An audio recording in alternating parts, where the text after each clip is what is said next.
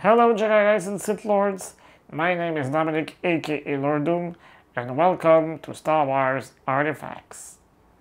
To wrap up 2024, I decided to present you a little recap of the encounters and signings I collected throughout the year. I attended 4 conventions, offering plenty of opportunities. So many in fact, that I had to make some tough choices. Are you ready? Punch it, Chewie!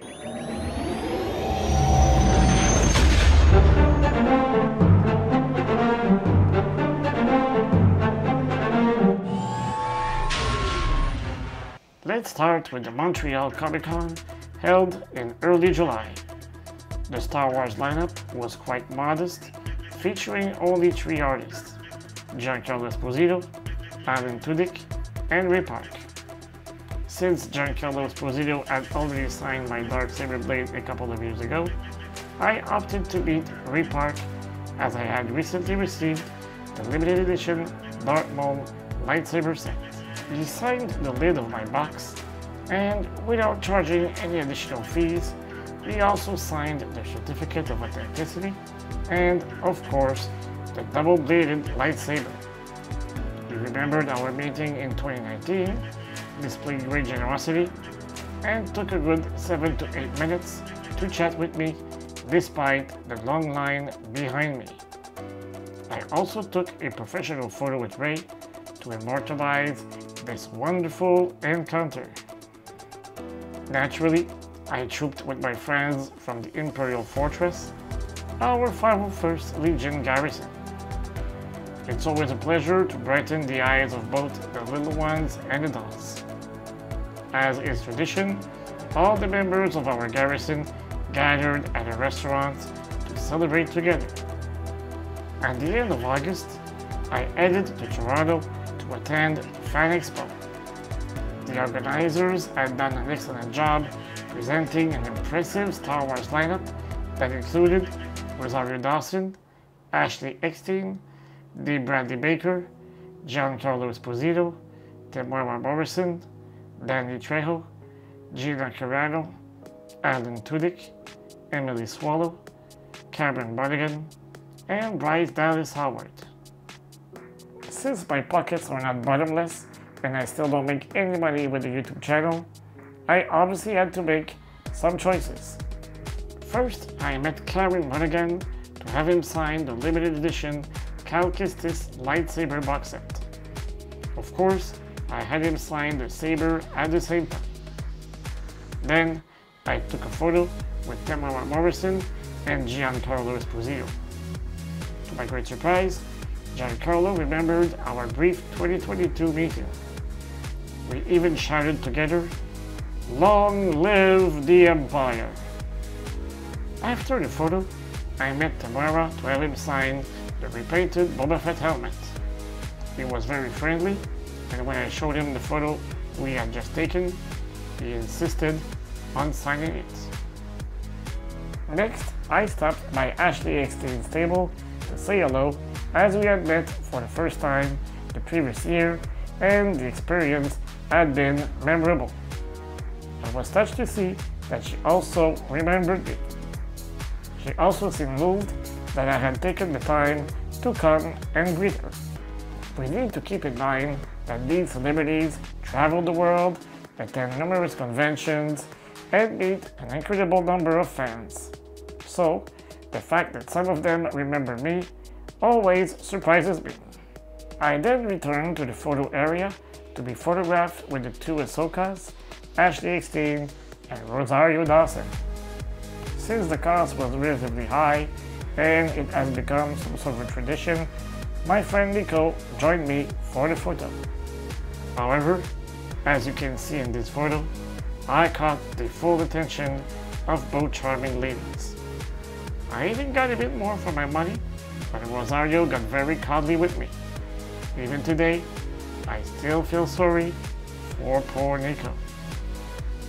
Before I could recover from my emotions, I went to Rosario's table to have her sign the limited edition Ahsoka Tano lightsaber box set that Ashley had signed a year earlier.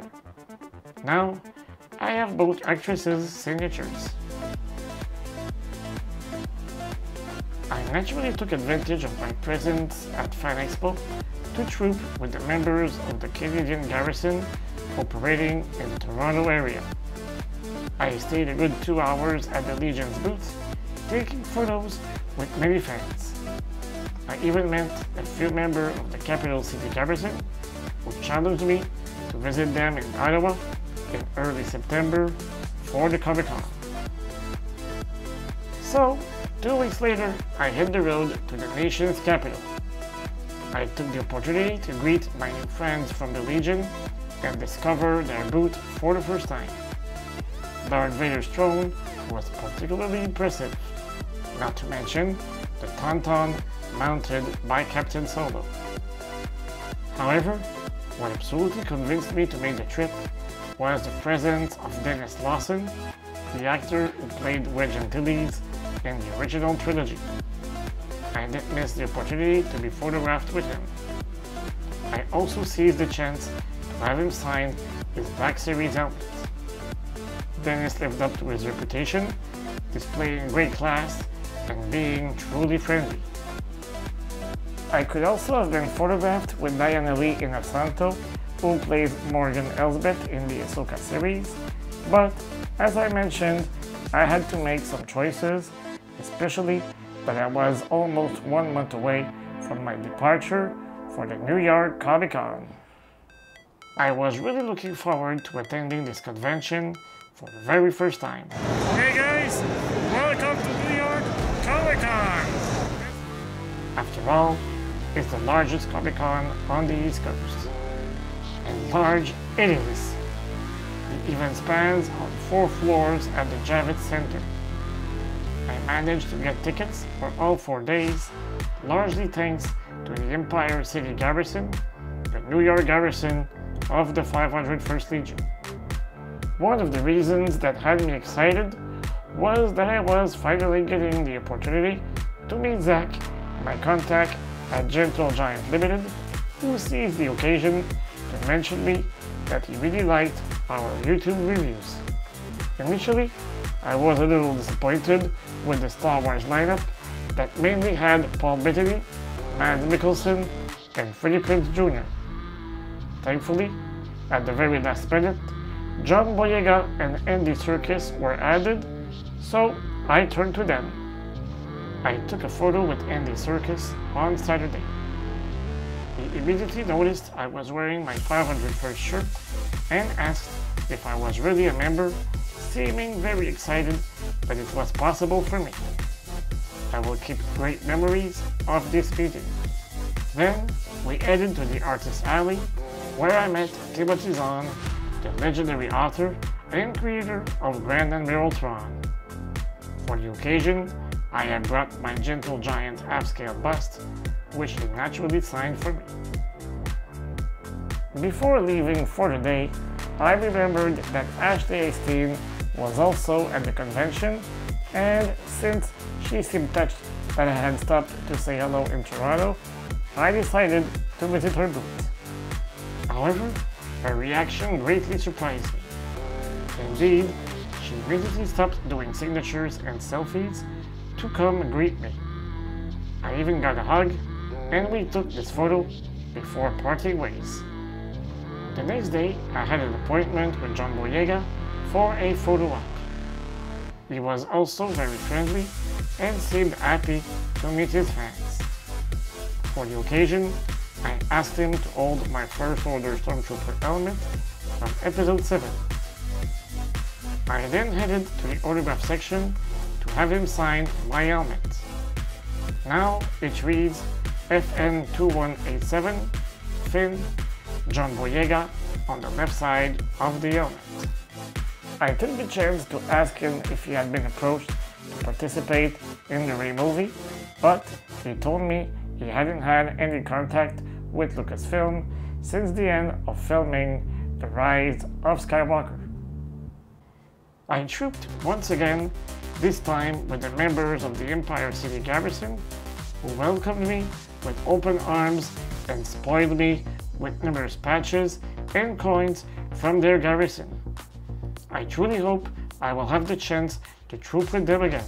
I even crossed paths with Dolores from Human Resources, who cited me because apparently someone overheard me say that the Emperor had gained weight because he had too much of an appetite for power.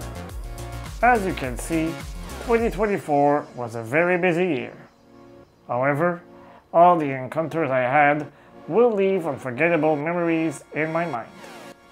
If you've listened this far, don't hesitate to subscribe to the channel, hit the notification bell, and smash that like button to help us continue our work.